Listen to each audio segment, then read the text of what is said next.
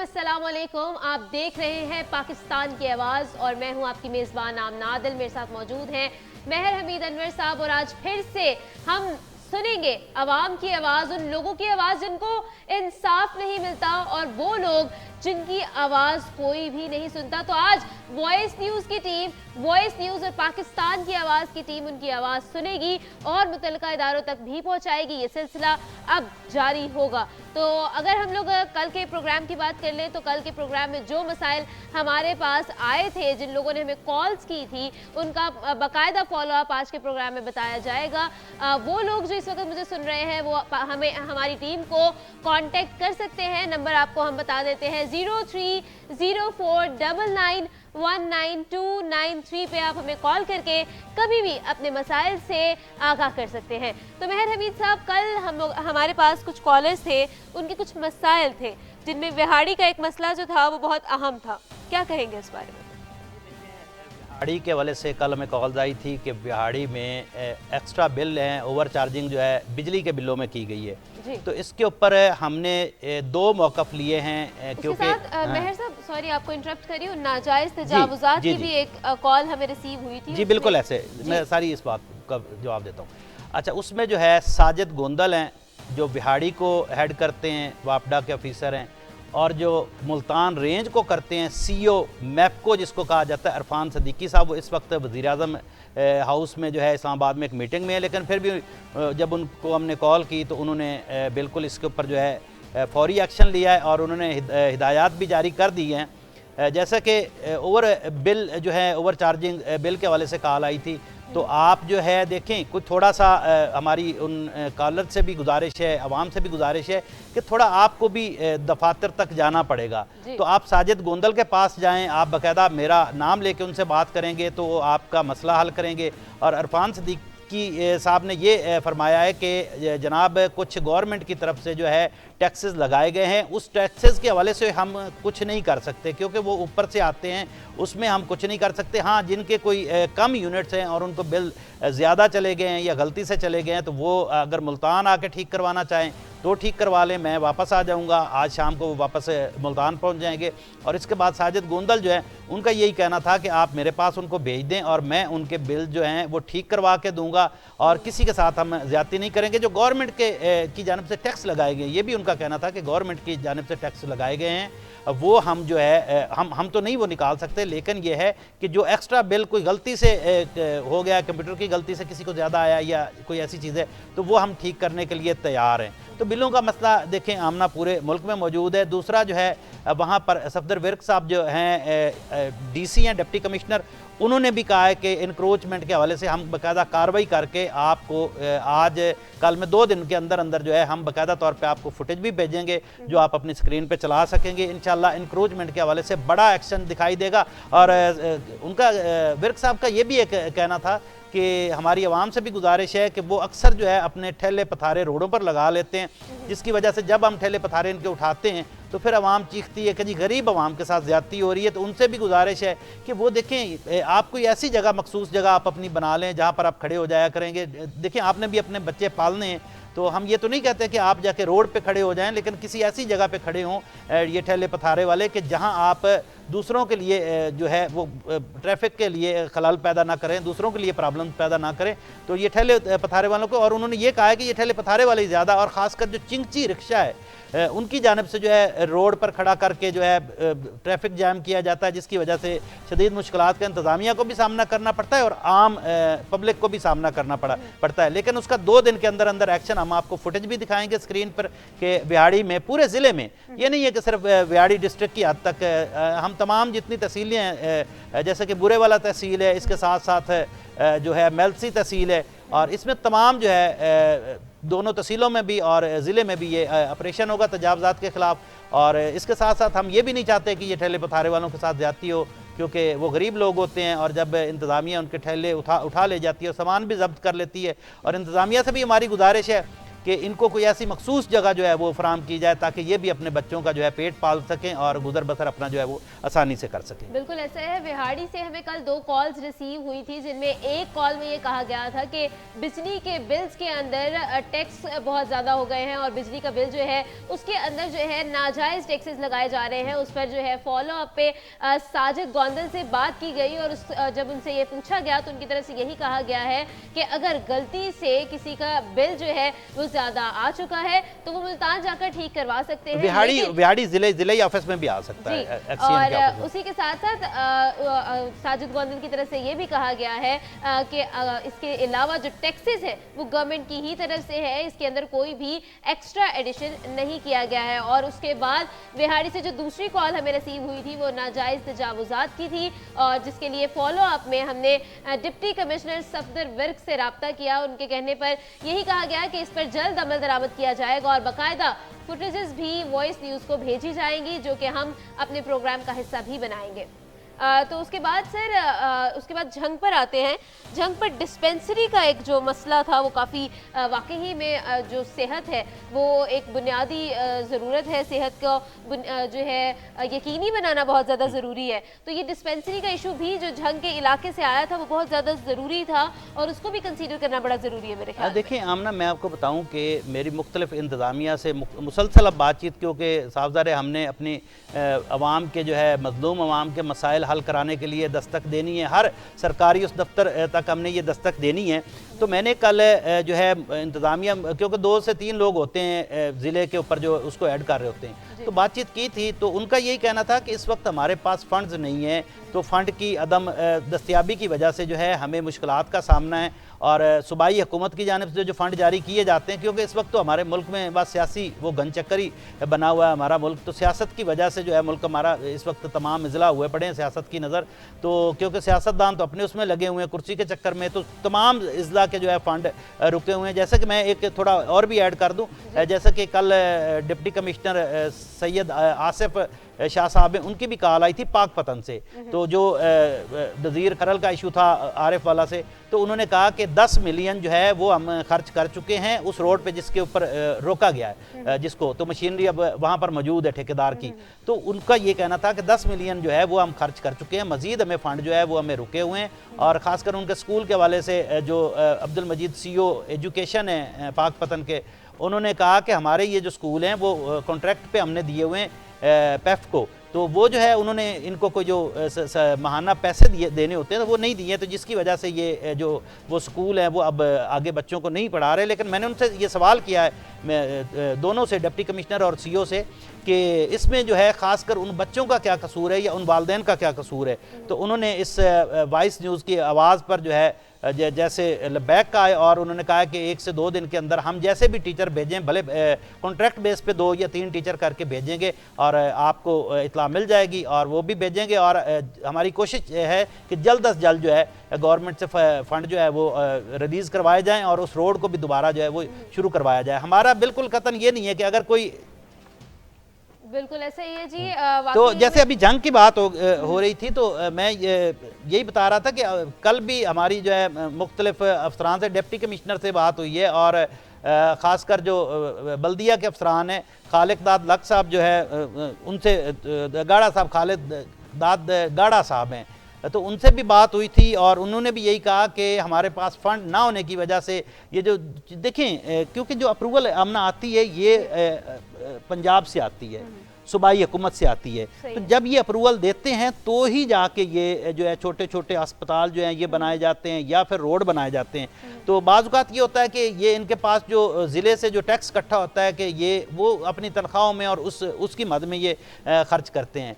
तो इसके बाद जो है उनका यही कहना था कि हम बहुत जल्द जो है ये इसके ऊपर फंडिंग करवाएंगे हुकूमत पंजाब से, क्योंकि अभी हुकूमत पंजाब में वो आपको पता है कि आए रोज़ जो है प्रॉब्लम चल रही है, तो कोई प्रॉपर तौर पे वज़ीर आला अपनी उस मुश्किलात में फंसे हुए हैं, अपोजिशन अपने उसमें लगी हुई है, तो जिसकी वजह से फ़ंड जो है काफ़ी अज़ला के रुके हुए हैं, तो इसके साथ उनको मुश्किलात का सामना करना पड़ रहा है। और उम्मीद करते हैं कि जल्द जो है ज़िला जंग के भी फ़ंड जो है वो जारी होंगे, क्योंकि सिर्फ डिस्पेंसरी की बात नहीं है, ज़िला जंग में अगर आप चले जाएं तो आप जो मेन जंग रोड है जो मोटरवे से जंग को मिलाता है, वो अगर उस पर चले जाएं तो वो टूट फूट का शिकार है। अगर आप जंग से 18 हज़ारी जाते हैं तो वो टूट फूट का शिकार है। इसके बाद आप अहमदपुर से आल जाते हैं, कोई भी आप जंग का रोड लें तो इस वक्त जो है बारिश आती है, यकीन करें। तो मैं सियासतदानों को भी यही कहूँगा कि भाई लोग आपको वोट देते हैं इसलिए देते हैं कि आप उनके इलाके के मसाइल हल करें। तो आपने क्या किया? शेख वकास अकरम साहब बड़े नामवर सियासतदान हैं वहाँ के, उसके अलावा जो है गुलाम बीबी बरवाना साहबा हैं,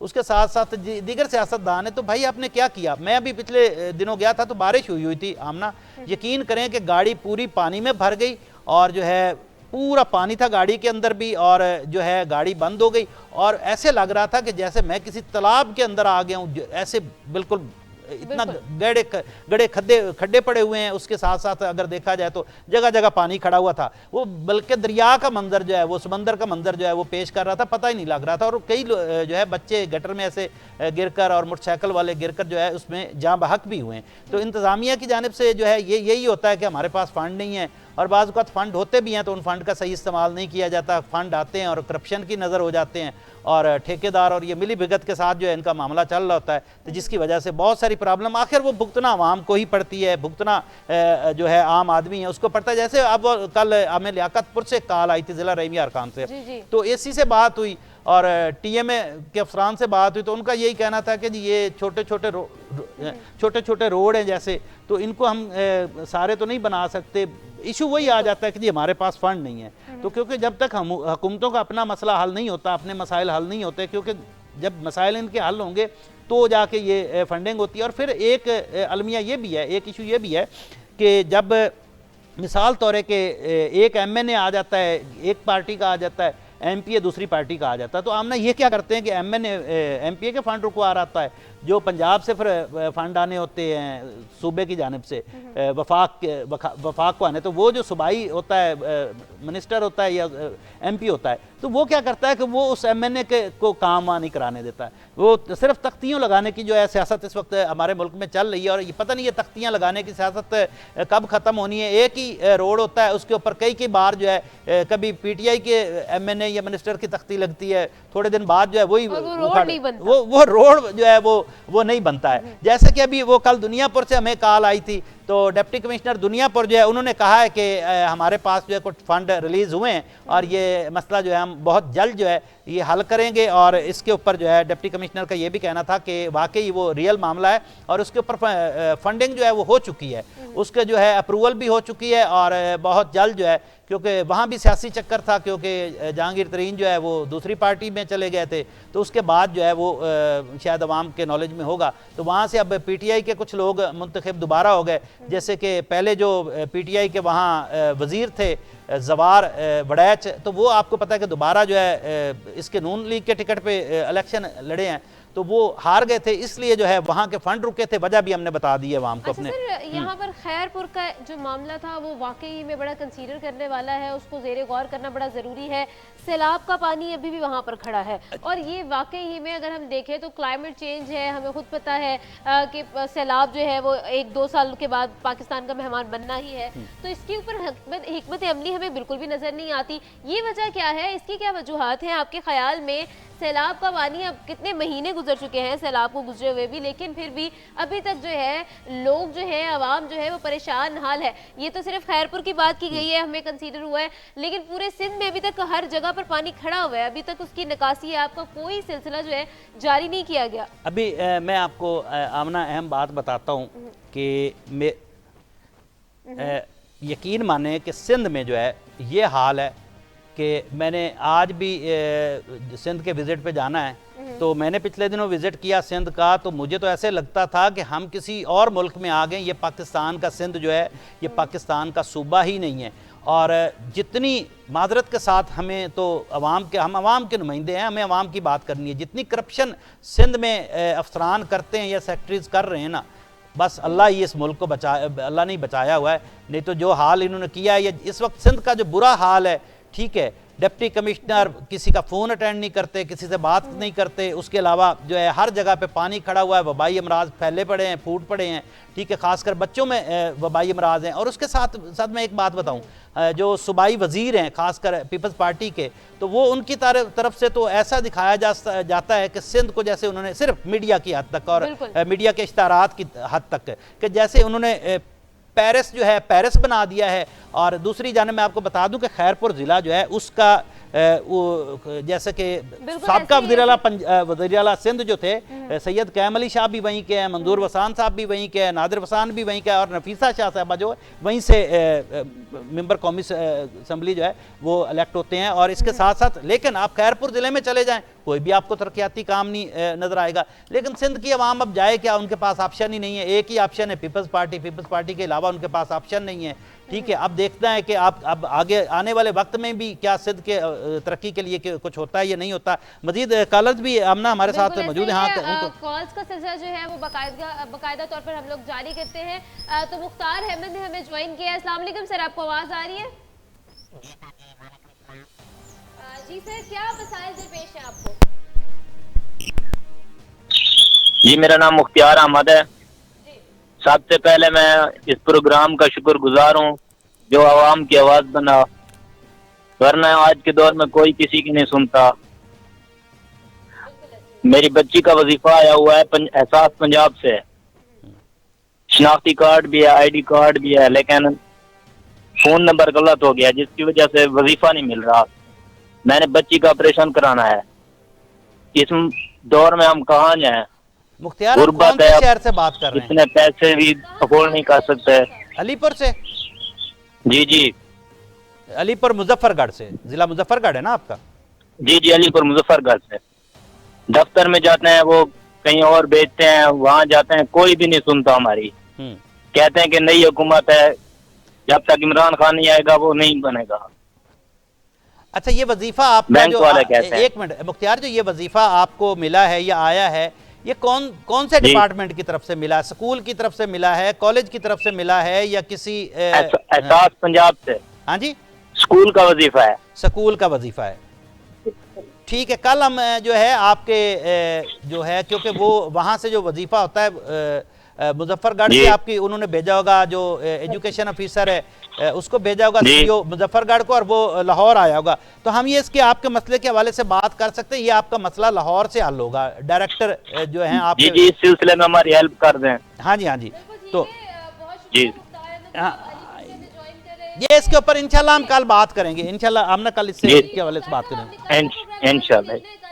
शुक्रिया सर, शुक्रिया, जरूर इंशाल्लाह आपका ये मसला हल करवाएंगे। जी सर, शुक्रिया।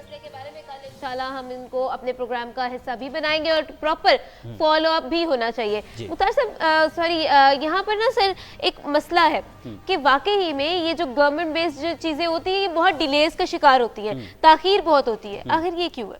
ये देखिए, ये जैसे अभी इनका केस है, ठीक है, अलीपुर से, ये केसेस और भी बहुत से आ रहे हैं। ये क्या किया है इन्होंने, जो यहाँ डायरेक्टर इनके हैं, तो उन्होंने क्या किया है कि कुछ उनके अपने उधर से सिफारशी बच्चे आ जाते हैं, बच्चियाँ आ जाती हैं, ये उनका नाम तो लिस्ट में करके फौरी उनको वजीफा जो है फराम कर देते हैं। अच्छा, फिर क्या होता है कि इनके जो लोग बैठे होते हैं उनमें से उनका भी कोई शेयर होता है, जो ज़िले लेवल पे, तहसील लेवल पे बैठे होते हैं। ये पहले भी बहुत सारे केसेस मैंने देखे हैं। और ये किसी का आपने नंबर गलत कर दिया, किसी का नाम स्पेलिंग जो है इतने गलत करके, हाँ वो जी ये आपको नहीं मिल सकता, ये आपके वालिद के शनाख्ती कार्ड जो था उसकी आपने कंप्यूटराइज कॉपी नहीं लगाई। तो ये सिर्फ बहाने करके, ये सिर्फ उनके जो वजीफे हैं उनको ये उन्होंने, यानी कि फिर वही पाकिस्तान में सिफारशी कल्चर, वही जो है ऐसे लोग जो माफिया बैठा हुआ है।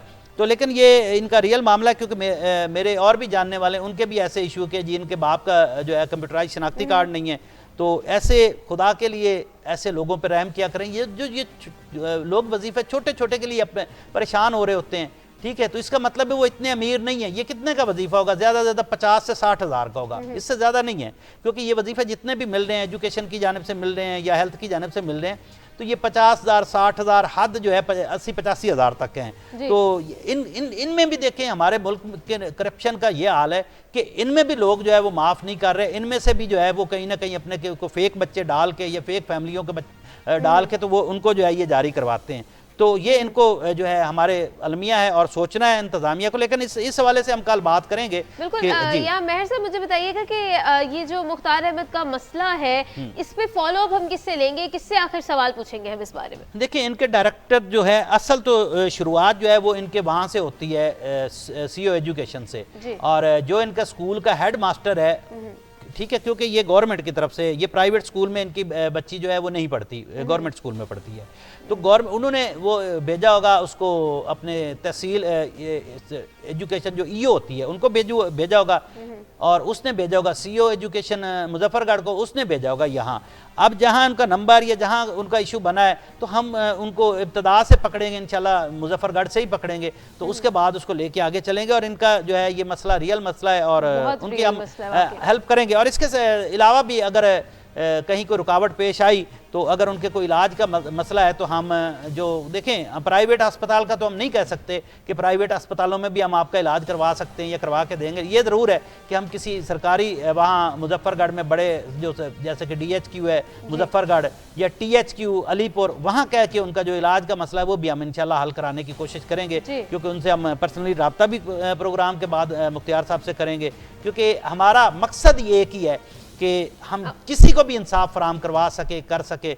तो इस प्रोग्राम का मकसद ही यही है। और इस प्रोग्राम के मुनासबत से अगर हम किसी की भी आवाज़ बन सके, किसी को भी हमारे प्रोग्राम से इंसाफ मिलेगा तो अल्लाह भी इस चीज़ का अजर देगा। बिल्कुल यकीन माने आमना कि मुझे जो है प्रोग्राम के बाद भी कॉल्स आ रही होती हैं, कल भी 1-2 कॉलें आई हैं, यहाँ अस्पताल का मसला था। देखिए, हमारी एक कॉल करने से अगर किसी का मसला हल हो सकता है तो मैं कहता हूँ कि ये अल्लाह ताला ने तो वो हमारे लिए जो है नेकी का अमल हमें करने की तौफीक दे रहा है, तो हमें वो करना है। और प्रोग्राम के बाद भी बहुत सारी कॉलें आती हैं, यकीन मानने के कल भी मैंने दो मसले थे अस्पताल के मरीजों के। हाँ जी, कॉल्स का सिलसिला बाकायदा तौर से हम लोग जारी करेंगे। नंबर्स आपको स्क्रीन पर गिवन है। हमारे पाकिस्तान में से कोई भी हमें कॉल करना चाहता है, पाकिस्तान की आवाज हमें सुनाना चाहता है, अपने मसाइल बताना चाहता है, ममालिक से भी हमारे ओवरसीज पाकिस्तान। जी बिल्कुल। तो जी यहाँ पर हेडलाइंस का वक्त होता है, तो आपसे थोड़ी देर में मुलाकात होगी। दोबारा से कॉल्स का सिलसिला जारी करेंगे। लेते हैं एक छोटा सा ब्रेक।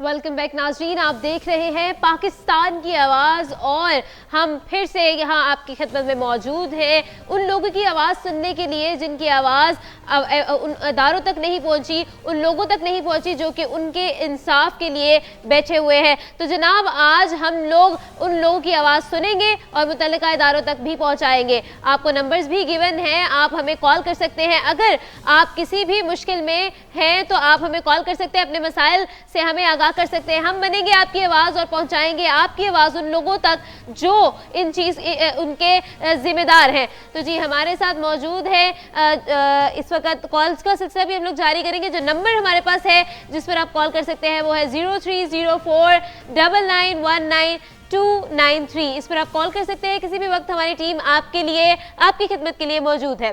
तो मेहर साहब, हम लोग बात कर रहे थे मुख्तार अहमद के बारे में। जी, मुख्तार अहमद के बारे में बात होगी। अब मजीद हम जो है सिंध के हवाले से बात कर लेते हैं। अच्छा, खैरपुर के बारे में का जो मसला है और उसके अलावा जो सिंध का ओवरऑल मसला है, आप भी माशाल्लाह से जाने वाले हैं, तो क्या लगता है क्या डेवलपमेंट्स हो सकती हैं सिंध को? अगर हम देखें तो वाकई में काफ़ी पसमानदगी जो है वहाँ पर नज़र आती भी है। तो आखिर किस तरह से जो है और उन लोगों के इलाकों में ही नज़र आती है जो कि बहुत ही ज़्यादा सियासत के अंदर इन्वॉल्व भी हैं और सियासत में जो है उनका एक बड़ा बैकग्राउंड भी है। सियासी घरानों के जो आबाई घर हैं वहाँ पर भी पसमानदगी है। देखें, मैं भी आपको बताऊं कि वज़ीर आला मुराद अली शाह साहब जो हैं, उनका इलाका जो है वो अपना है 7 शरीफ नौशहर जो है 7 शरीफ जो है, तो उसके जी हाँ, उसमें आप चले जाएं, एक मेन रोड जो शबाज कलंदर जो दरबार है वो सही है, बाकी उसके अलावा हर तरफ खंडरात हैं। ठीक है, एक चीज़ और बात बता दूं अपने नादरीन को कि 700 से ज़्यादा ऐसे लोग हैं, एक लिस्ट बनी हुई है जिन्होंने इतनी करप्शन की है जिनका कोई हिसाब नहीं है। जिस दिन कोई हिसाब लेने वाला आ गया, जिसमें डिप्टी कमिश्नर, सेक्रेटरीज, सूबाई वज़ीर, वफाकी वज़ीर जो इस वक्त भी हुकूमत में हैं और इसके साथ साथ अभी भी लोग सीटों पे मौजूद हैं, पुलिस अफसरान, SHO साहबान, जिनके 700 से ज़ायद की लिस्ट है, जिन्होंने इतनी करप्शन की है जी, मुख्तलिफ इदारों में इतनी करप्शन की है, वो इस वक्त नैब के पास मौजूद है। फिर सवाल वही पैदा होता है कि ऐसे लोगों के खिलाफ कार्रवाई कौन करेगा। ठीक है, सिंध के अरबों के फंड हड़प हो चुके, एजुकेशन का फंड जो है हड़प हो चुका, हेल्थ का फंड हड़प हो चुका। अच्छा, जो फंड बचता है वो ये कहीं लगाते नहीं हैं, वो फंड कहीं लगाते नहीं हैं। उसका बाद में जो है ये प्रॉब्लम आती है कि जब आप हड़प कर जाते हैं और फिर वो ज़ाया जाता है। आप सिंध के मिनिस्टर देख लें, किसी के घर से सोना जो है बरामद होता है, किसी के मुल्क से गैर मुल्की करेंसियाँ बरामद होती हैं, तो उसके बाद भी उनके खिलाफ कोई कार्रवाई नहीं होती। ऐसे मिनिस्टर मौजूद हैं, आप देखें जैसे कि कई मिनिस्टर जो है अभी नैब के ज़दा हैं, उसके बावजूद भी उनके पास मिनिस्ट्रियाँ मौजूद हैं। मैं बता भी देता हूँ, नाम भी ले देता हूँ। अगर सराज दुरानी साहब के ऊपर आ जाएँ, शर्जील मेमन साहब के ऊपर आ जाएँ, उसके अलावा जो जाम हैं इनके शोरो जो मिनिस्टर थे बल्दियात के, उसके ऊपर आ जाएँ, इसके साथ साथ खुर्शीद शाह के ऊपर आ जाएँ, तो सारे लोग तो नैब ज़दा हैं, उसके बावजूद उनके खिलाफ भी मिनिस्ट्रियाँ हैं चल रहे हैं। लेकिन एक दिन ऐसा आएगा कि ये लोग ज़रूर पकड़ में आएंगे। अगर यहाँ पकड़ में नहीं आएंगे तो उस ज़ात की पकड़ में ज़रूर आएंगे, वहाँ जवाब देना पड़ेगा, जहाँ हम सब ने जवाब देना है, जहाँ जिसके हजूर हम सब ने जो है जाके जवाब देना है, तो वहाँ तो ज़रूर आपको जवाब देना है कि आपने अवाम का इतना पैसा या अवाम का इतना जो था वो कैसे हड़प किया। ऐसा ही है सर महर साहब, वाकई ही में हम लोग इस चीज़ को फॉलो अप तो ज़रूर करेंगे। लेकिन इस वक्त हमारे साथ एक कॉलर मौजूद है मोहम्मद उस्मान मियाँ वाली से। अस्सलाम वालेकुम सर, आपको आवाज़ आ रही है? अस्सलाम वालेकुम सर, आपको आवाज़ आ रही है? बिल्कुल सर, कॉलर्स को भी हम लोग ज्वाइन करवाएंगे। आप हमें कभी भी कॉल कर सकते हैं, ऑल ओवर पाकिस्तान, ना सिर्फ पाकिस्तान बल्कि दुनिया में कहीं से भी अगर आपको कोई मसाइल पेश है ओवरसीज़ के लिए भी, तो ओवरसीज़ में हमें कांटेक्ट कर सकते हैं। हमारा नंबर जो है वो स्क्रीन पर भी गिवन है, हम रिपीट भी कर देते हैं, 0304991293 पे आप हमें कॉल कर सकते हैं। हमारी टीम आपकी जो हेल्प के लिए हमेशा मौजूद रहेगी और आपको असिस्ट करेगी, और हम सुनेंगे आपकी आवाज़। वॉइस न्यूज़ की टीम जो है आपकी आवाज़ सुनेगी और लोगों तक भी पहुंचाएगी। तो यहाँ पर कॉलर को ऐड ऑन करते हैं। अस्सलाम वालेकुम सर, आपको आवाज़ आ रही है? अस्सलाम वालेकुम जी, आपको आवाज़ आ रही है? जी ठीक है, बिल्कुल ठीक। उस्मान साहब, क्या मसाइल दरपेश हैं आपको? मसला आपको बताना था। जी हुक्म करें जी। हेलो जी, आपकी आवाज़ आ रही है, बोलें आप। सर मसला ये है, पहले हम टामक में काम करते थे, टामक नहीं थी जी बिल्कुल, हाँ, जिसमें हम तकरीबन हमारा खानदान उससे मिले 50 से 60 अपराध पर। ठीक है सर वो किसी ने हमारी दुश्मनी की किसी के साथ वैसे होते हैं ताल्लुकात इलाके में, तो सर उन्होंने किसी को गलत खबर दी थी, हम दहशतगर्द फला, हमें ना अप्रूव से खत्म करा दिया उन्होंने। हम टामक अब काम नहीं कर सकते 6-7 साल से ना, तो हम काम नहीं कर रहे। हम ये गुजारिश कर रहे हैं जनरल जनरल आसम मीर से दरख्वास्त है भाई हमारे नाम को ब्लैक लिस्ट से निकाला जाए, मेहरबानी करके। गरीब खानदान सारे। आप कॉन्ट्रैक्ट बेस पे वहाँ काम करते थे? सर वो मजदूरी करते हैं, जिस तरह करते हैं ना मजदूर। जी कॉन्ट्रैक्ट बेस पे, हाँ। तो सर उन्होंने हमारा नाम दुश्मनी की वजह से ना, वैसे दुश्मन होते हैं जिस तरह इलाके में होता है। आप लास्ट टाइम कौन से शहर में काम कर रहे थे? वहीं अपने मियाँ वाली में या किसी और शहर में काम कर रहे थे? टामक का काम है ना, वो जिस तरह कॉलोनियां बनती है उसमें मजदूरी करते थे। देखें सर वो किसी ने हमारी ना जान के बंद करवाई है, उन्होंने जो मसला जान के ISI वालों को बताया, ना ये कर दिए वो कर दिए, ना हमारे खानदान पे कोई FIR है ना कुछ है। बिल्कुल शरीफ बच्चे, सारे शरीफ आदमी, कोई भी नहीं है। सर ये काम करते हैं भाई, आर्मी चीफ से हमारी दरख्वास्त है हमारे नाम को ब्लैक लिस्ट से निकाला जाए, गरीब अपराध है सब।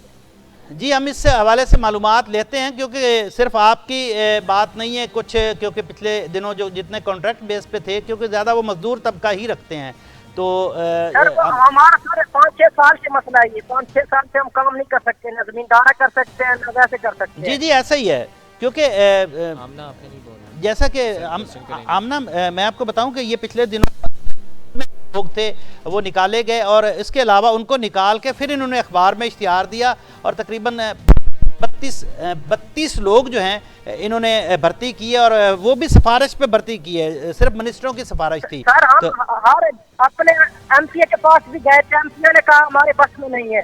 नहीं, तो आपका एमएनए जो है वहाँ से इमरान खान है या सफ्तान खान है? कौन है आपका एमएनए? सर हमारे एमपी सफ्तान खान है। सफ्तान खान है, कुंदिया वाले, कुंदिया से ना? आपकी रैश बेसिकली नहीं, आपकी रैश बेसिकली कुंदिया की है या पिपला की है?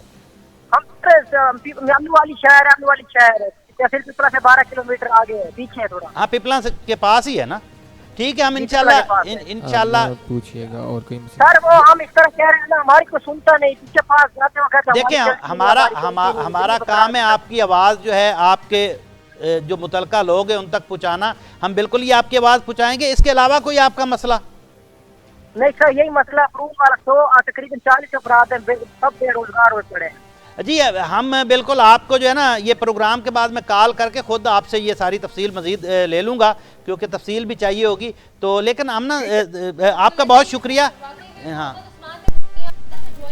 था और अपने मसाइल से हमें आगाह किया है। बिल्कुल हम लोग इसका फॉलो अप लेंगे। और आपने उस्मान साहब कल का प्रोग्राम लाजमी देखना है। कल के प्रोग्राम में इसका फॉलो अप जो है, हमारा अगला प्रोग्राम जो है उसका फॉलो अप जो है वो आपने जरूर देखना है। उसके अंदर इसका तमाम तर जो आप एक के लिए कोशिश नहीं करेंगे। जो 40 लोग निकाले गए हैं, 40 मजदूर, हम उन सब के लिए आवाज उठाएंगे। जी बिल्कुल, हम सब के लिए आवाज उठाएंगे और पाकिस्तान की आवाज में हम लोग वाकई में इसको अपने प्रोग्राम का हिस्सा बनाएंगे। आपने फिक्र नहीं करनी है और हमारा अगला प्रोग्राम आपने लाजमी देखना है। तो मेहर साहब आप पर आऊँगी, क्या वाकई में इस तरह की चीज़ें होती हैं इस तरह की इंडस्ट्रीज़ के अंदर? ये फेवरेटिज्म का एक फैक्टर और ये जो दुश्मनी का एक फैक्टर है, अपने पर्सनल ग्रज की वजह से इस तरह से किसी के साथ कर देना, कि वाकई में ये हो रहा है? अब ना असल में जब इलेक्शन का दौर आ रहा होता है ना करीब, तो क्या होता है कि ये जो प्राइवेट तौर पे ये कॉन्ट्रैक्ट बेस पे मजदूर रखे जाते हैं और बहुत सारे डिपार्टमेंट में रखे होते हैं, उसके अलावा TMA रखे होते हैं। तो वो क्या करते हैं कि जब इलेक्शन करीब होता है तो अगलों को निकाल के, क्योंकि अपने वोट नए पक्के करने के लिए ना कोई चला जाता है जी मेरे साथ, जी मेरे इतने गांव में वोट हैं, मेरे इतने फलां शहर में वोट हैं। तो ये सियासतदान क्या करते हैं, वो ऊपर, क्योंकि साहब ज़रा वो सीट पर बैठे होते हैं, तो वो पुरानों को निकलवा के वो अपने नए बंदे जो है वो ऐड करवा देते हैं। तो इनके साथ ही कोई ऐसा ही काम हुआ है कि किसी ने जो है करके इनको जो है निकलवा दिया और अपने बंदे वो उन्होंने ऐड करवा दिए होंगे। लेकिन हम इनकी आवाज़ जो है मुतलका जो सियासतदान है सफ्तान खान से बात कर लेंगे, जो उनके MPA मुंतखब होते हैं और इस वक्त स्पीकर पंजाब असम्बली भी हैं। तो उनसे बात कर लेंगे कि इस हवाले से ये क्यों उनके साथ ज़्यादती की गई है। और ये वाकई ही जो ये छोटे इलाके होते हैं इनमें ज़्यादतियाँ की जाती हैं पब्लिक के साथ। तो अभी मैं बता रहा था जैसे कि पिछले दिनों जो है फिशरीज़ डिपार्टमेंट है, जैसे कि नए उनके सूबाई वज़ीर आए हैं, अली अब्बास शाह जो है, मियाँ चन्नू से उनका तल्लक है, तो वो आए हुए थे। तो यकीन माने कि जब वो भर्ती हुई है तो जो आम लोग थे, जो बेचारे दरख्वास्तें देने वाले थे, जो बेचारे अप्लाई करने वाले थे, किसी को नहीं रखा गया। जब लिस्ट आई है तो वो सारे कोटे पे थे। जो फिशरी का डायरेक्टर था वहाँ का, तो 7 बंदे उसके थे। ठीक है, ऐसे करके कोई किसी मिनिस्टर के थे, कोई किसी मिनिस्टर के थे। हालांकि वो प्राइवेट जॉब थी, कॉन्ट्रैक्ट पे थी, 3 साल के कॉन्ट्रैक्ट पे थी। तो ये अलमिया है इस मुल्क का कि जो है जो बेचारे मेरिट पे होते हैं, मेरिट, मैं कहता हूँ कि ये ऐसे ही लोग डिग्रियां हासिल करते हैं, मेरिट वेरिट कोई नहीं है। पाकिस्तान में तकड़ी सिफारिश होनी चाहिए और तकड़ी रकम होनी चाहिए। आप मेरिट वहाँ बिल्कुल जो है वहाँ कुछ भी नहीं बेचता, मेरिट की कोई बात नहीं होती। लेकिन मेरिट का जो है जब तक इस मुल्क में मेरिट की धज्जियाँ बिखेरी जाती हैं तो यही हाल रहना है कि मुल्क में तबाही जो है मची हुई है करप्शन की वजह से। तो मजदूर जो है बेरोजगार होते रहेंगे, मजदूर रुलते रहेंगे, आम आदमी रुलता रहेगा, मेरिट की जो है मेरिट का कत्लेआम होता रहेगा। और मुझे इंतहाई अफसोस है कि जिस भी डिपार्टमेंट में चले जाएं आपको मेरिट का कत्ल जो है वहाँ पर मिलेगा। वाकई में एक चीज़ है कि सोसाइटी की अगर हम बात करें, मुआशरे की बात करें, तो जो मुआशरा जो है वो डिक्लाइन की तरफ जाता है, पसमानगी की तरफ जाता है। उसमें यही चीज़ जो है वो देखी जाती है कि गरीब जो है वो गरीबतर होता जा रहा होता है, अमीर जो है वो अमीरतर होता है। यही एक जो है वो पैरामीटर है जहाँ से हमें पता चल रहा होता है कि सोसाइटी जो है वो डिक्लाइन की तरफ जा रही है, मुआशरा जो है वो पसमानदगी की तरफ जा रहा है। हमें इससे अंदाज़ा हो जाता है। तो क्या वाकई में इस चीज़ को हम लोग ओवरकम नहीं कर सकते? और अगर कर सकते तो किस तरह से हम लोग इस चीज़ को जो है स्टेप बाय स्टेप, क्योंकि फौरन जो है वो चेंज नहीं आ सकता बिल्कुल भी। देखें, कल मुझे एक कॉल आई मुल्तान से जी, किसी खातून की, तो मैं तो नहीं जानता था, ये आपको मेरिट की बात कर रहा हूँ। वो मैंने यूनिवर्सिटी की वो खातून थी जी। तो वहाँ जो है हर साल 2 साल बाद जो है वो तरक्कियाँ होती हैं, प्रमोशन दिया जाता है। अच्छा, प्रमोशन कौन देता है? वो VC की जानिब से फाइल बन के जाती है और एक कमेटी होती है। वो कमेटी वाले जो है प्रमोशन खुद नहीं ले सकते। अच्छा, उस कमेटी में मैंने देखा कि जो कमेटी वो रजिस्ट्रार है वो भी एक खातून है, तो उसने सबसे पहले प्रमोशन में अब लिस्ट में उसका अपना नाम है जो कानूनी तौर पे नहीं दे सकती, ठीक है। अच्छा, उसके बाद उसने क्या किया कि जो जो उसके करीब थे उस खातून के, तो उसने जो है नाम सारे डाल दिए, प्रमोशन में उनके डाल दिए, और वो साल से प्रमोशन उनका हर 2 साल बाद 3 साल बाद ऑटोमेटिक प्रमोशन हो जाता है। वही जो एक जत्था वहां पर बैठा हुआ है, जो मेथड है उसी के साथ अच्छा, हो जाता है। बीच में जो 7-7 10-10 साल से लोग बैठे हुए हैं उनको प्रमोशन नहीं मिलता। तो जब मैंने वीसी साहबा, वो भी खातून है, तो उनसे बात की तो वो उनका क्या कहना था वो भी सुन ले। वो कह रही थी कि मैं तो 11-12 दिन बीमार हूँ और मैं तो कल जाऊंगी। आज उनका बोर्ड जो है, आज वो बोर्ड ने जो है मेरिट का कत्ल करके आज जो है वो बाकायदा साइन भी हो गए होंगे या हो जाएंगे अभी रात तक। तो वो जो जिनको प्रमोशन देनी है वो या शेख अपनी से उनको वो प्रमोशन दे देंगे, ठीक है। जिनका मेरिट भी नहीं बनता वो प्रमोशन फिर उस यूनिवर्सिटी पे क्या आएगा, बर्डन आएगा, क्योंकि सैलरियाँ बढ़ेंगी। और 2000 मैं गारंटी से कह सकता हूँ कि 2022-23 तक या 24 तक जाके फिर वो रो रहे होंगे कि हमारे पास फंड नहीं है, अब हम तनख्वाहें नहीं दे सकते, अब ये नहीं है। बिल्कुल ऐसे ही है वाकई में सर, ये चीज़ वाकई में दिखाई देती है और हम लोगों को जो है वाकई में इस चीज़ पर वाकई में नोटिस लेना चाहिए। लेकिन कॉल्स का सिलसिला अभी हमारे साथ जो है चीफ जो है बल्दिया ऑफिसर खालिक दाद गाड़ा साहब जंग से लाइन पर मौजूद हैं, तो उनसे बात करते हैं क्योंकि जंग के वाले से हमने बात की थी। अस्सलाम वालेकुम गाड़ा साहब। खालिक दाद साहब अस्सलाम वालेकुम।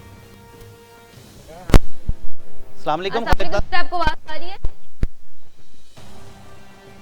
बिल्कुल ठीक है सर, इस पर भी हम लोग बात करते हैं। जंग का मसला वाकई ही में बहुत ज़्यादा एक इम्पॉर्टेंट मसला है जिसको वाकई ही में ऐवानों तक पहुंचना और मुतल्लिका इदारों तक पहुंचना बहुत ज़्यादा ज़रूरी है। डिस्पेंसरी का मसला, सेहत जो है वो एक बहुत बड़ी नेमत है और एक लाजवाल नेमत है जिसका जो है हम लोग असाला नहीं कर सकते। एक सेहतमंद इंसान जो है वो वाकई में बहुत खूबसूरत होता है। ये लोग ये चीज़ जो है ना, ये सिर्फ वही लोग देख सकते हैं, समझ सकते हैं जो किसी बीमारी में मुब्तला है। तो सेहत जो है वो वाकई में एक इंसान की बुनियादी ज़रूरत है और हुकूमत का फ़र्ज़ है, हुकूमत के फ़राइज़ में से है कि वाकई में सेहत के जो काम है उनको यकीनी बनाया जाए, चाहे वो रिमोट एरियाज़ है, चाहे वो अर्बन एरियाज़ है, रूरल एरियाज़ है, तमाम एरियाज़ में जो है सेहत की जो दस्तयाबी है वो लाजमी होनी चाहिए। आमना ऐसा है कि सेहत के हवाले से जो है हमारे मुल्क में काम हो भी रहा है और मज़ीद होना भी चाहिए, क्योंकि सेहत के बगैर तो कुछ भी नहीं है। और मैं कहता हूँ कि 2 चीज़ों पे इस वक्त हमारी हुकूमतें जो है वो काम कर लें।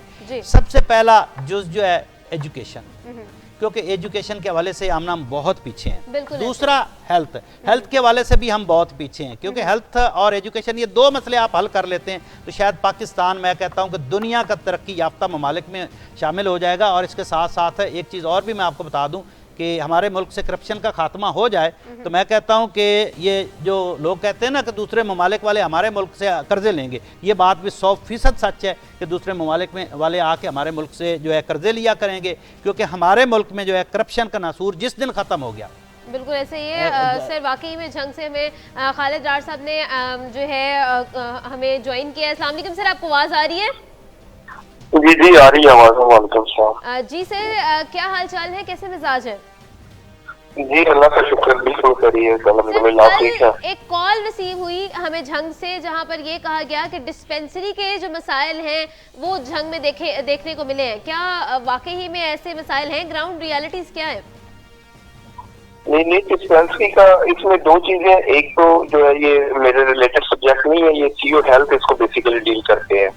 तो बाकी जी और बाकी ऐसी कोई चीज ऐसी हमारे नोटिस में तो नहीं है कि जहाँ पे कोई इशू कुछ स्पेसिफिकली किसी जगह पे हो तो बता दीजिए, उसको हम क्या करवा लेते हैं अगर कोई इशू है तो।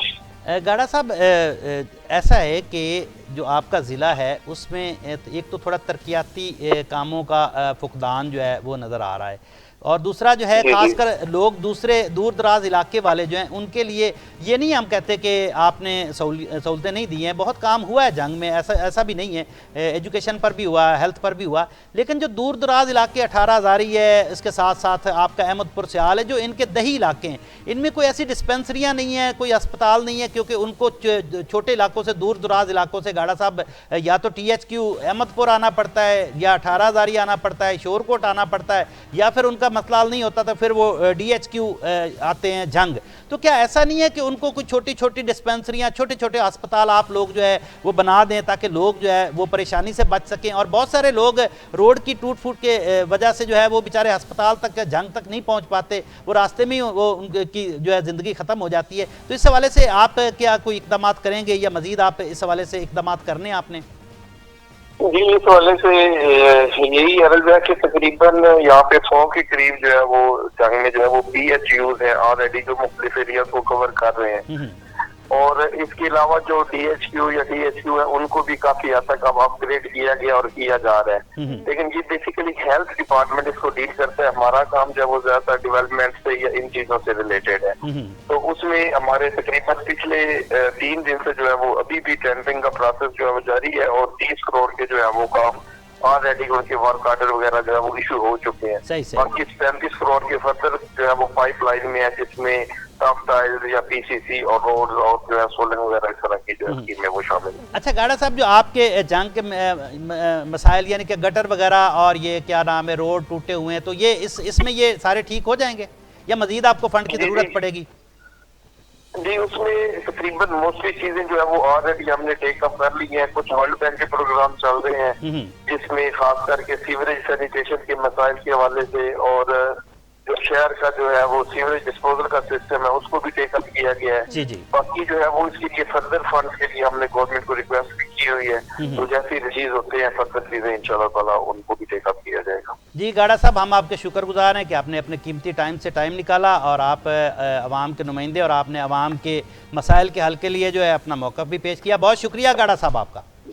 जी बहुत बिल्कुल ठीक है जी, बहुत शुक्रिया सर हमारे साथ मौजूद थे। उनका जो ओपिनियन था, उनका जो मौक़िफ़ था वो हमने जाना कि वाकई में एक्चुअली ग्राउंड रियलिटीज़ क्या हैं, ग्राउंड पर क्या काम हो रहा है, कैसे हो रहा है, अगर नहीं हो रहा है तो क्यों नहीं हो रहा है और उसका फॉलोअप क्या है। तो अब देखें आमना, उन्होंने यानी कि जो फंड है उसके हवाले से भी रिलीज़ करने के हवाले से भी उन्होंने बता दिया कि अभी हमने थोड़ी देर पहले ही बात की थी, इसी के ऊपर बात की थी कि वहाँ पर जो है रोड को टूट फूट का शिकार है, पानी खड़े होने का भी मसला हमने बताया था अपने नाजरीन को, तो वो भी उसके ऊपर भी उन्होंने कहा कि फ़ंड जारी कर दिए गए हैं और बहुत जल्द जो है वो टेंडरिंग भी, जब टेंडर हो जाता है तो समझ ले कि वो काम शुरू हो जाता है। तो बहुत अच्छी बात है जंग के अवाम के लिए, जंग के शहरियों के लिए कि उनके ये मसाइल जो है हल होंगे।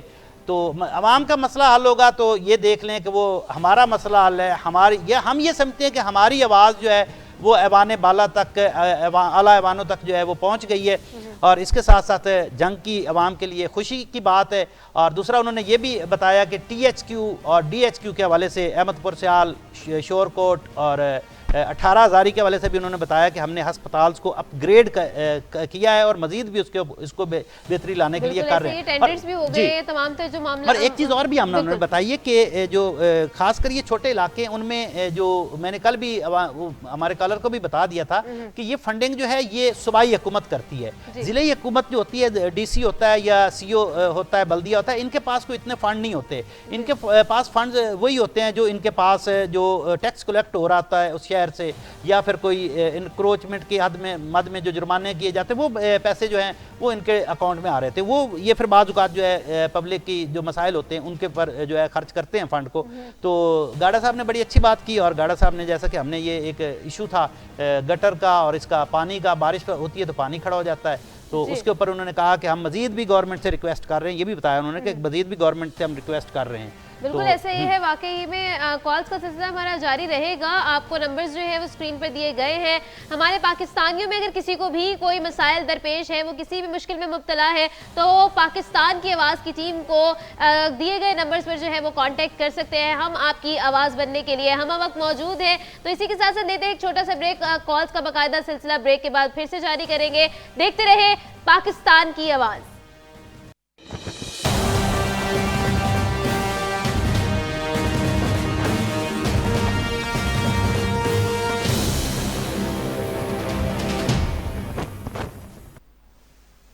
वेलकम बैक नाजरीन, आप देख रहे हैं पाकिस्तान की आवाज़ और हम फिर मौजूद हैं आपके खिदमत में उन लोगों के लिए, उन पाकिस्तानियों के लिए जो कि परेशान हाल है, परेशानियों में मुब्तला है, लेकिन उनकी आवाज़ कोई भी नहीं बनता।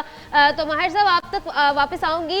इसी के साथ साथ ये आपको अपने नाजरीन को बताती चलूँ कि कॉल्स का सिलसिला जो है वो बाकायदा तौर पर जारी है। आप हमें कॉल कर सकते हैं, हमारी टीम को कॉल कर सकते हैं। नंबर्स आपको गिवन है, हम रिपीट भी कर देते हैं। 0304991993 पर आप हमें कॉल कर सकते हैं और अपनी मुश्किलात से हमें आगाह कर सकते हैं। महर साहब, यहाँ पर एक और मसला जो बड़ा हम लोग देखते हैं, हाईलाइट भी होता है, ओवरसीज जो कि हमारे पाकिस्तान के लिए एक बहुत बड़ा असासा है। पाकिस्तान का जो रेवेन्यू है वो ओवरसीज के उनमें उनका एक बड़ा हाथ है और वाकई ही में ओवरसीज पाकिस्तान के लिए बड़े इंपॉर्टेंट है। लेकिन अगर उनके हकूक की बात की जाए, उनको रिलीफ देने की बात की जाए, तो उस पर कोई खातिर ख्वाह काम हमें नजर नहीं आता, ग्राउंड पर काम नजर नहीं आता है। इस तरह से अभी पिछले दिनों में ये भी खबरें थी कि ओवरसीज जो है उनको अब वोट देने का हक नहीं होगा और इस तरह की बहुत सारी चीजें जो है वो गर्दिश में रही। तो इस पे क्या कहेंगे आप? हमने देखिए, हमने जो है पहले भी इस के हवाले से जिक्र किया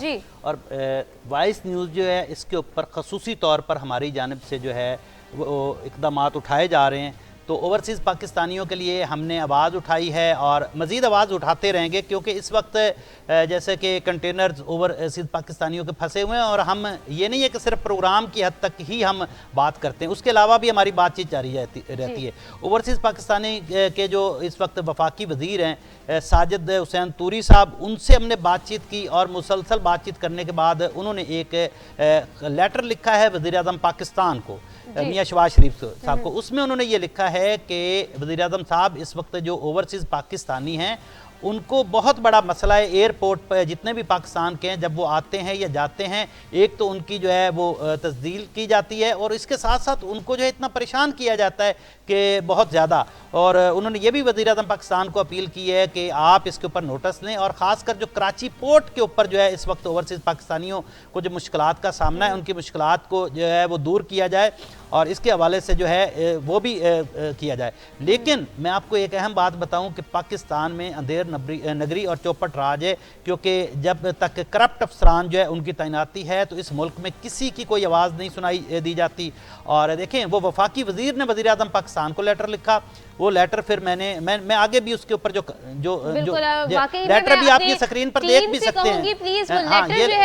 ये लेटर जो है पाकिस्तान की आवाज़ के जो है तावन से ये लेटर जो है लिखवाया गया है और ये वज़ीर-ए-आज़म पाकिस्तान को लेटर लिखा गया, आप ये स्क्रीन पर देख सकते हैं। साजिद हुसैन तूरी साहब ने प्राइम मिनिस्टर साहब को ये लेटर बाकायदा गुजारिश है कि इसको एक दो दफ़ा बार बार इस लेटर को दिखाएं कि ताकि हमारे नाजरीन इस लेटर को देख सकें कि हम आपके लिए जो है कोशिश करते हैं, हमारा काम है कि आपकी आवाज़ बनना। तो साजिद तूरी साहब के हम शुक्रगुजार हैं कि ये उन्होंने लेटर लिखा वज़ीर-ए-आज़म पाकिस्तान को, तो फिर ये लेटर दबाने की कोशिश की गई आमना। तो फिर उसके बाद मैंने क्या किया कि वज़ीर-ए-आज़म साहब के प्रिंसिपल सेक्रेटरी साहब हैं, जो उनका नाम भी बता देता हूँ, तुकीर शाह साहब हैं, उनसे रब्ता किया। तो तुकीर शाह साहब ने का भी मैं शुक्रगुजार हूँ कि उन्होंने ये लेटर फौरी तौर पे जो है तारिक पाशा साहब जो हैं, जो FBI और इसके जो हैं कस्टम के, उनको ये भेजा और तारिक पाशा साहब ने भी इस पर जो है नोटिस लिया और लेके उन्होंने चीफ कलेक्टर कस्टम और चेयरमैन FBI को भेजा और ये DCs और कलेक्टर कस्टम उनको भेजे गए, CC सबको किया गया और तमाम एयरपोर्ट के जो कलेक्टर हैं उनको, कस्टम के, उनको भी ये लेटर की कॉपी तो गई। लेकिन फिर वही बात कि पाकिस्तान में जो आमना पाकिस्तान में कोई किसी की सुनने वाला नहीं है। वफाकी वज़ीर-ए-आज़म के लेटर को इग्नोर किया गया और आज तक भी जो है कराची पोर्ट पर भी लोगों के कंटेनर जो है फंसे हुए हैं। खासकर जो परेशान किया जाता है, जो सऊदी अरब से कंटेनर आते हैं और दुबई से आते हैं, उसके अलावा छोटे यानी कि छोटे जो ओवरसीज पाकिस्तानी है ना, मजदूर टाइप लोग, क्योंकि जो बड़े बिजनेसमैन हैं उनके तो कंटेनर कहीं रुकते ही नहीं है, क्योंकि उनकी तो ऑलरेडी लाइन बनी होती है DC से, AC कलेक्टर जो है कस्टम के, उनसे लाइन बनी होती है। वो अभी उनका माल आया ही नहीं होता तो पहले से ही उनके जो है अप्रूवल हो जाती है, भी ठीक है, पास। और खासकर कराची पोर्ट पर जो परेशान इस वक्त किया जा रहा है वो तकरीबन कोई मेरे इस मालूमात के मुताबिक तकरीबन कोई 1000 कंटेनर एक महीने में आता है, 1000-1500 आता है। तो सर फिर इतना फॉलो अप भी किया गया, लेटर तक गया, लेकिन फिर भी ग्राउंड पर काम नहीं हुआ, तो इस चीज को किस तरह से हम यकीनी बना सकते हैं, किस तरह से इस चीज पर काम, क्योंकि ऑब्वियसली हमारे यहाँ पर कॉन्स्टिट्यूशन के अंदर लॉज बहुत ज्यादा हैं, हम उसमें इम्प्लीमेंट करने में ही तो मसाइल जो है हमें दरपेश है।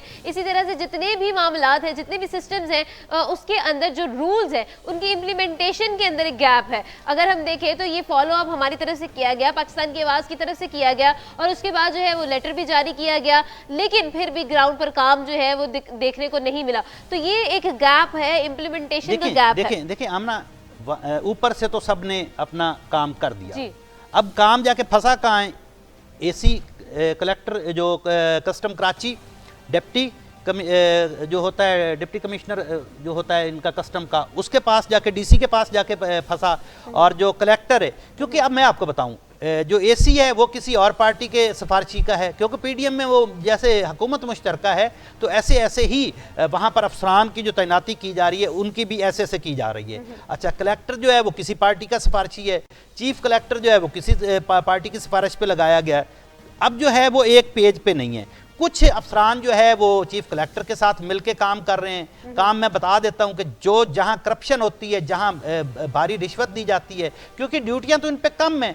एक तो आपने पाकिस्तान के रेवेन्यू का वहाँ बेड़ा गर्क कर दिया, वहाँ पाकिस्तान को जो रेवेन्यू जनरेट होना है वो रुका हुआ है, ठीक है। फिर हुकूमत पे बेचारी पे बर्डन आता है, अवाम जो है वो हुकूमत को कोस रही होती है, ठीक है। उस ऑफिसर को तो कोई नहीं कोस रहा ना, जो कराची पोर्ट पे बैठ के जो है जिसने ये शिपमेंट निकालनी है, साइन करने, वो एक एक साइन के 5-5 लाख रुपया लेते हैं, एक एक साइन के 10-10 लाख रुपया लेते हैं, ठीक है। जो वडेरे हैं, बासर लोग हैं, उनका सारी चीज़ें जो है वो फौरी पास हो जाती हैं। साजिद तूरी साहब से मैं गुजारिश करूंगा, साजिद तूरी साहब आपने तो लेटर लिखा, लेकिन आगे जो है ये जो आप के मुश्तरका जमातों के जो लगाए हुए अफसरान हैं, तो ये तूरी साहब आप उस पर भी थोड़ी नज़रसानी करें, उनसे भी पूछें कि भाई आप ये पब्लिक को क्यों, ओवरसीज़ पाकिस्तानी को क्यों आपने फंसा के रखा हुआ है, क्यों आपने कंटेनर रोक के उनके रखे हुए हैं, किसी ना किसी बहाने से कोई ना कोई ऑब्जेक्शन में डाल के, और इसके साथ साथ अपनी करप्शन के चक्कर में आप जो है गवर्नमेंट का इतना रेवेन्यू को नुकसान पहुंचा रहे हैं, क्यों? और दूसरी जानिब एक चीज़ और भी मैं आपको बताऊं कि यकीन माने कि हमारे मुल्क में छालिया कहाँ से आ रहा है, वो किसकी गफलत से आ रहा है? ईरानी डीजल कहाँ से समगल होके आ रहा है, ठीक है, ईरानी पेट्रोल कहाँ से समगल होके आ रहा है, कहाँ से ये चीज़ें समगल होके आ रही हैं?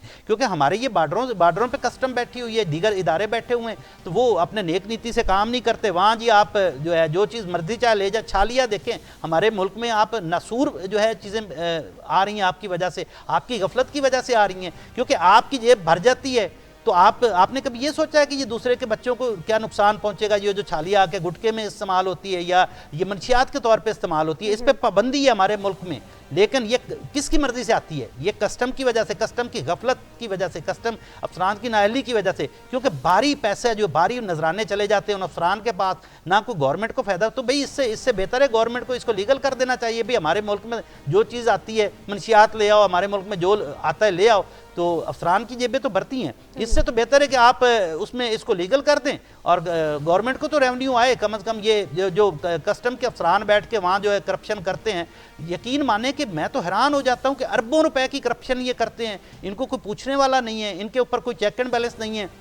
लेकिन अगर ऐसे अफसरान को ऐसे खुली छूट दी गई तो ये मुल्क का जो है, पहले हम इतना जो है हो चुके हैं, बदहाल हो चुका है हमारा मुल्क, लेकिन पाकिस्तान बहुत दरखेज मिट्टी है। और दूसरी जानिब मैं यही कहूँगा कि साजिद तूरी साहब, तारिक पाशा साहब, सैयद तकीर शाह साहब, वज़ीर-ए-आज़म के प्रिंसिपल सेक्रेटरी साहब, आपने सब अफसरान को कहा, तो आपका तो कहा, उन्होंने लेटर लिखे, आपके तो लेटर भी सारे खाई में चले गए। क्या उस असिस्टेंट कमिश्नर एसी जो है कलेक्टर, डीसी कलेक्टर जो है या चीफ कलेक्टर, क्या उन्होंने आपके इस लेटर के ऊपर कोई अमल दरामद किया? क्या उन्होंने इस लेटर के ऊपर जो ओवरसीज़ पाकिस्तानी की मुश्किलात हैं उनमें कोई कमी आई? तो भाई उन लेटर के बाद तो इन्होंने और सख्ती कर दी, उनको और परेशान करना शुरू कर दिया, उनके माल को और जो है उधर खोल के करते हैं, तंग करते हैं। किसी देखिए वहाँ 3-4 डिपार्टमेंट है, चलो भी 1 डिपार्टमेंट, 2 डिपार्टमेंट, 4 डिपार्टमेंट, एक डिपार्टमेंट को रिश्वत दें, तो दूसरा आ जाता है, दूसरे डिपार्टमेंट को रिश्वत दे के निकालने कंटेनर तो तीसरा आ जाता है। 6 से 7 डिपार्टमेंट है, उसमें में ऐसे डिपार्टमेंट भी हैं जो हमारे मुल्क का वो बहुत कीमती असासा हैं और हमारा वो फ़ख्र है उनके ऊपर। उस डिपार्टमेंट के लोग भी बैठ के वहाँ फ़ी कंटेनर 25,000 30,000 वो अपना हिस्सा ले रहे होते हैं। तो खुदा के लिए ये हिस्से वाला काम ख़त्म करें, ये इस मुल्क को तरक्की करने दें। आप अपने तो घरों में अपने बच्चों को तो खुशहाल देख रहे हैं, आप दूसरों के बच्चों को खुशहाल क्यों नहीं देख सकते हैं? आपने तो अपने घर नहीं बनाए हुए, महल बनाए हुए हैं। आपने तो तारिक रोड पे 2-3 अफसर हैं, उनके घर चले जाएं कस्टम के, तो आपको वहाँ तो उनके जो शो पीस घर में रखे हुए हैं वो भी पता नहीं कौन कौन से मुल्क से आते हैं, इनकी करप्शन और इनकी जो रिश्वत की कमाई से। तो आमना बिल्कुल ऐसे ही सर, वाकई में ये सारी चीज़ें जो है, ये सारे मामला तो बिल्कुल हैं, लेकिन अगर हम देखें तो इसमें हल जो है वो तभी होगा जब हमारी आवाम ये समझेगी कि पाकिस्तान हमारा है, हमारा पाकिस्तान है, हमने ही इसको आगे लेकर जाना है। और अगर हम अपने कंट्री के साथ, अपने मुल्क के साथ, अपने वतन के साथ, अपनी मिट्टी के साथ जो है वो वफादार नहीं होंगे, अपनी कंट्री के साथ पैट्रियोटिज्म का जो एक फैक्टर है वो नहीं लेकर आएंगे, तब तक मेरे ख्याल में वाकई में इस चीज़ को हम लोग डेवलप नहीं कर सकते, इस चीज़ को ग्रो नहीं करवा सकते हैं। हमने ये देखें कि हमारे लोगों की नज़र सिर्फ पुलिस पे है कि पुलिस करप्शन करती है, ठीक है। मैं कहता हूं कि अगर यहाँ पर वाकई में एक चीज ये भी है कि अगर हम अपने पाकिस्तानियों को इस चीज की एजुकेशन दें कि वाकई में अगर हमारा पाकिस्तान आगे बढ़ेगा तो हर एक पाकिस्तानी को इसका फायदा होगा। अपने पर्सनल इंटरेस्ट जो है वो पाकिस्तानियों में जिनको अपने पर्सनल इंटरेस्ट जो है वो अजीज है, वही लोग जो है हमारे पाकिस्तान को, पाकिस्तान की पसमानदगी को, पाकिस्तान की डिक्लाइन में जो है उनका हाथ है। हाँ, देखें जितने ये कराची कस्टम पे लगा दें, कस्टम अफसरान का आप डेटा निकलवाएं, आप इनका चेक करें, इनके सबके बच्चे बाहर के मुल्कों में पढ़ रहे हैं। ये देखें, कुछ लोग ऐसे होते हैं ना, जैसे हम कहते हैं जी हम बाहर के मुल्क में, हमारे मुल्क जा रहे हैं, दूसरे मुल्क में नौकरी करने जा रहे हैं या हम पढ़ने जा रहे हैं, ठीक है, या उधर के तो नहीं पढ़ने आते। हमारे इन अफसरान के, इन ब्यूरोक्रेसी के जो बच्चे हैं, आप रिकॉर्ड उठा के देखें, इनकी फैमिलियां बाहर रहती हैं, बाहर के मुल्कों में पढ़ रहे हैं, बाहर के मुल्कों में आलीशान घर वहाँ खरीद के बैठे हुए हैं। कि पैसा कहाँ से आया, कोई पूछने वाला है? हमारा नैब किधर है, हमारा एंटी करप्शन किधर है, हमारे असास इदारे किधर हैं? क्या इनके पास इनकी रिपोर्ट्स नहीं है? सबकी इनके पास रिपोर्ट्स मौजूद हैं। तो जब तक करप्शन का खात्मा कराची कस्टम पे नहीं किया जाता, पोर्ट पे, कराची पोर्ट पे नहीं किया जाता, और ये अब देखें बहुत देर कर दी मेरे आते आते, ठीक है। अब इस मुल्क का यही हाल है कि इस बहुत देर हो चुकी है हमारे मुल्क में। जब तक ये करप्शन का नसूर खासकर कराची पोर्ट पे नहीं खत्म होगा, मैं कह रहा हूं कि ये पुलिस वाले तो छोटी करप्शन करते हैं क्योंकि इनका बराह रास्त अवाम से तल्लक होता है। असल करप्शन तो कराची पोर्ट पे होती है, असल कस्टम वाले करते हैं। जहाँ आप ले आए चीज़ें, जो बड़े लोग ले आते हैं, वो LCDO के ट्रक आते हैं, उनकी जो है पूरी कंटेनर आते हैं, उनके ऊपर छोटी सी ड्यूटी लगा के पार, क्योंकि वो बासर होते हैं, ठीक है। मोबाइल आते हैं, कहाँ से आते हैं ये इतनी चीज़ें स्मगल होकर, कहाँ से आती हैं? तो गवर्नमेंट का तो उसको नहीं फायदा हुआ ना, कहीं गवर्नमेंट का फायदा। मैं तो कहता हूँ गवर्नमेंट का फायदा हो। जब गवर्नमेंट का फायदा होगा तो मेरा फायदा होगा, मेरे बच्चों का फायदा होगा, वही पैसा मेरे बच्चों पे खर्च होगा, मेरे बच्चों के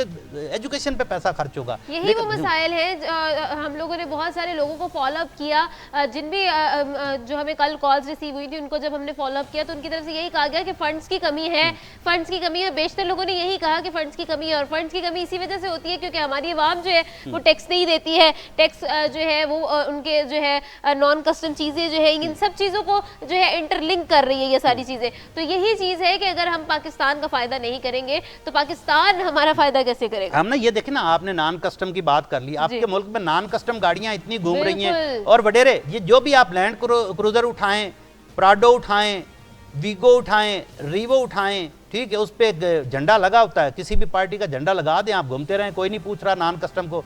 कोई गरीब आदमी एक जो है छोटी मेहरान कार जो है नॉन कस्टम लेके चल पड़े, उसको पकड़ा होता है। अच्छा, उसको आप कस्टम भी रोक रहा होता है, एक्साइज भी रोक रहा होता है। इसका हाल ये है कि जब इनको आपने देनी है तो भाई आप इनसे कोई टैक्स फिक्स कर दें, वो वसूल करें और इनको रजिस्टर्ड करके दें। तो जब आपने ये काम भी नहीं करना, इसके अलावा आपने यही करप्शन के तौर पे बहुत सारे अफसरान के पास जो है, कस्टम के अफसरान हैं, बड़े बड़े अफसरान हैं, उनके पास ये नॉन कस्टम गाड़ियाँ हैं, तो आप क्यों नहीं करते? उनको लीगल कर दें। उनको लीगल करेंगे तो आपके मुल्क में रेवेन्यू आएगा और आपके मुल्क का खजाना जो है वो भरेगा। और यकीन माने कि जब तक ये कस्टम डिपार्टमेंट अगर ठीक हो जाता है ना, एक ही डिपार्टमेंट ठीक कर लो, पुलिस की तो चोर बाजारी बहुत कम है, दूसरे इदारों की तो कम है। इस वक्त तो लूट के खा गए कस्टम के अफसरान मुल्क को इसको। और जब तक ये इनके ऊपर चेक एंड बैलेंस नहीं है, सबकी फाइलें मौजूद है, अगर नहीं किसी ऑफिसर के पास नहीं हो, नैब वालों के पास ना हो, तो मैं दे देता हूँ कि कितनी करप्शन जो है एक महीने में अरबों रुपए करप्शन जो है कराची कस्टम पोर्ट के ऊपर होती है और एयरपोर्टों पे होती है, कस्टम वाले करते हैं। ठीक है, पैसे लेके आप जो है कुछ भी ले जाओ, कुछ भी ले आओ। तो जब तक ये इसको की रोकथाम के लिए आप काम नहीं करते हैं, जब तक इसके ऊपर नहीं रोका गया, जब तक नॉन कस्टम गाड़ियों के खिलाफ एक्शन नहीं लिया जाता, तब तक जो है ये मुल्क तरक्की नहीं कर सकता। इसका रेवेन्यू भी पाकिस्तान को आएगा। बिल्कुल, बहुत बजा फरमाया महर साहब ने। और वाकई में जब तक हर पाकिस्तानी ये नहीं समझेगा कि ये धरती हमारी है, ये मुल्क हमारा है, इसको हम ही ने बनाना है, तब तक पाकिस्तान के अंदर जो है वो तरक्की की उम्मीद नहीं की जा सकती है। हर पाकिस्तानी जब ये समझ लेगा कि पाकिस्तान हमारा है और पाकिस्तान को हमने आगे लेकर जाना है, तभी उसी दिन से ही पाकिस्तान जो है वो तरक्की की राह पर गामजन हो जाएगा। और इसी दुआ के साथ कि खुदा करे कि मेरी अर्ज़ पाक पर उतरे वो फस्ल गुल जिसे अंदेशाए जवाल ना हो। हम चाहेंगे आपसे इजाज़त, हमें दे इजाज़त। आम नादिल और मेरे साथ मौजूद थे मेहर हमीद अनवर साहब। हम लोगों ने आज का प्रोग्राम जो है पाकिस्तान की आवाज़ जो है वो अवाम की आवाज़ जो है वो हमने सुनी और ऐवानों तक, मुतल्लिका इदारों तक भी पहुँचाई। अगले प्रोग्राम में फिर से इस सिलसिले को जारी रखेंगे। अपना और अपनों को बहुत ख्याल रखिएगा और देखते रहे पाकिस्तान की आवाज़। खुदा हाफिज।